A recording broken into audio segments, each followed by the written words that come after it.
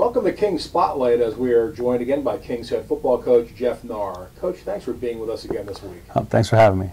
Coach, we're at the halfway point of the season as we enter Week 5, and your Monarchs are in the midst of preparing to host the defending Mid-Atlantic Conference co-champions at Lebanon Valley College on Saturday at 1 p.m. But before we talk about that game, let's look back to last week's 36-29 win over Misericordia. Last week against Misericordia, your Monarchs went out and picked up a hard-fought win. In a game, you saw a lot of improvement on the offensive side of the ball. A very balanced run-pass attack, and the special teams also came up with a huge play right before the halftime break. Yeah, I mean, we emphasize, for our offense to be as effective as it needs to be and productive, we have to be able to run the football. So, we had shown flashes. We didn't have the consistency, needed to sustain our running game, and that was the goal and the main charge of last week. And our kids came out and did a really good job. Running the football, controlling the clock, keeping their quarterback off the field, and then the key point was for us to finish drives. We've done good from the 20 to 20, but we didn't really finish drives as well. And then on Saturday, we did a nice job of finishing drives with touchdowns, which was key. And then obviously the special teams play. We talk about that being a third a game and being a weapon to win us games or put us in position to win. They're thinking they kick the field goal, they get first possession second half. They have the upper hand with the scoring, and then that kick return put us in position to get a score rate for the half to keep our lead the way it was. Now, your defense did a respectable job against the top running team in the MAC. But while Misericordia did get some yards, the Kings defense got some key stops in the red zone to force field goal attempts rather than touchdowns. Yeah, it was good. I mean, we had some problems, and as everyone does with number 4. I mean, he's a very good athlete, and then they ran well. But then as we got backed up, our kids hunkered down and did a great job of not letting them get touchdowns, not letting them finish drives, the way they wanted to, and held them to field goals. So that's good. And when we get a touchdown, hold them to a field goal, that's +4. Points for us. So our defense, bent, which they're going to with their running attack. I mean, they lead the conference, but they didn't break. And then they got stops when they needed to get stops. And then I thought, we even played a little bit better as far as controlling the quarterback in the run game in the second half as well. We've talked a lot about Dan Kempa this year as a wide receiver as he's broken some school records. But let's get back to special teams. Kempa is right now leading the nation in kick return yardage with 42.3 yards per game every return. Talk about his ability as a specialist and what makes him an all-around weapon. I mean, because again, he's got good speed, and he's got good vision, and he's got great hands. So he can a kick returner. They can catch the ball without a whole lot of pressure on him, and then be able to run and see things. He does a good job as a punt returner because again of his hands, and he's understands the deal. And he's willing to make catches in traffic and knows how to play the ball if it's a short kick from that deal. So we're just taking his overall athleticism, which we think is extremely high, and then trying to put him in position to make plays. You want to put your best players and get as much touches as we can. So there's just a way for us to get Dan the ball, in our kick game, and he's done a great job, all the time he's been back there. And this year, our kick return guys, understand what a weapon he is, and they're working real hard, and we've gotten great blocks and been able to have at least one really good kick return in every game so far. And we're hoping that continues. Well, let's look ahead to this week's game with Lebanon Valley. LVC was the 2013 MAC co-champion along with Lycoming. Their offense appears to be pretty balanced with some good running backs, an athletic quarterback who can throw and run with the ball, and a core of receivers with size. Senior quarterback Brian Murphy has completed 60 of 118 passes with 8 touchdowns and 3 interceptions. Last year he hurt us with his feet, avoiding sacks and finding receivers downfield, and also picked up some key first downs on scrambles to extend drives. How do you prepare for a multi-threat player like him?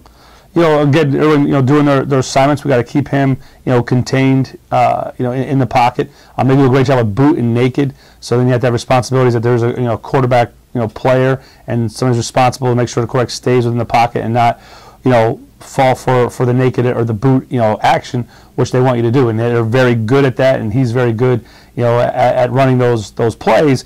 He's got a good arm and good vision and throw it downfield. But yeah, then he can also run with it from there. So our guys, we got to match the physicality that they want to do with their running game, but then not get lulled to sleep and give up the big play in the pass game, or allow their quarterback to have a big run. Which was our problem. The last 2 years we played Lev Val. We gave them big plays, and we can't do that Saturday. Well, in the backfield, their quarterback also has a very talented running back in Brendan Urban, who has been effective with 358 yards this year, and they're also a very good sprint draw team, aren't they? Yes, they are. I mean, they've always run the ball well. They always have a very good running back, and he's no different than the ones they've had in the past. Very talented. They run hard. North-south runners make one cut and go. They're also good in the pass game, and then that sets up that draw action off of their play action passes and stuff. And you think pass, next thing you know they slip it to him, and he can do damage running the football. So again, our kids, we have to be prepared, do our job, and stay within the scheme, and then be short tacklers when we get to the ball carrier. The Dutchman also has some tall receivers, two of who are 6'3", the other is 6'2". And the third being 5'11". So talk about their receiving core and what they bring to the table. I mean, they've had, they always said they have two. I mean, they graduated, one last year, but then somebody else, steps up. And, Tyler George is been around for a while and one of the top receivers in the conference. And again, they always develop a young guy to replace, somebody when they graduate from there. So when you have more than one, target to go to, it makes your passing game, that much more, effective. So, we think we have, we're, experienced in our secondary and talented, and it's going to be a good challenge for our guys as they're going to have to, can't key on one guy. We got to make sure we're doing our job on all their eligible receivers because they can all make plays. Defensively, Lebanon Valley is led by senior defensive end, outside linebacker Frank Gaffney, who is a returning MAC Defensive Player of the Year. Last year, he enrolled at LVC as a transfer student, and since we played him in week 2, you really didn't have a lot of film on him, and he went out and caused nightmares with us with 10 tackles and 4 sacks. So clearly, he's a very talented player who has to be high on your radar this game. Absolutely. He had just a tremendous season last year, and he's having a good season now. I mean, he's very instinctive to the ball. He runs hard.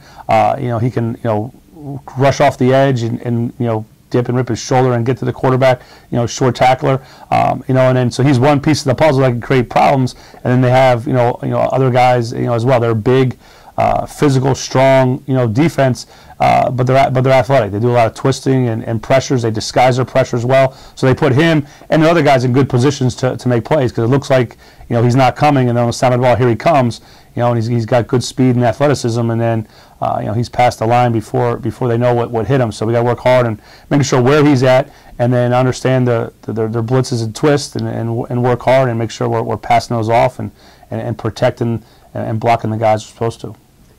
Coach, what type of game can we expect to see from both teams on Saturday?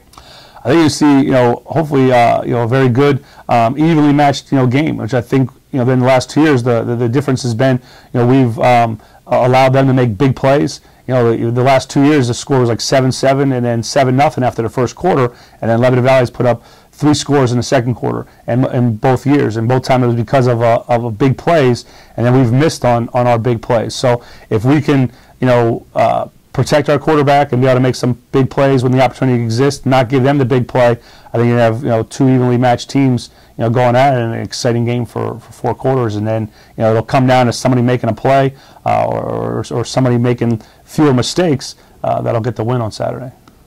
Coach, that's all the time we have.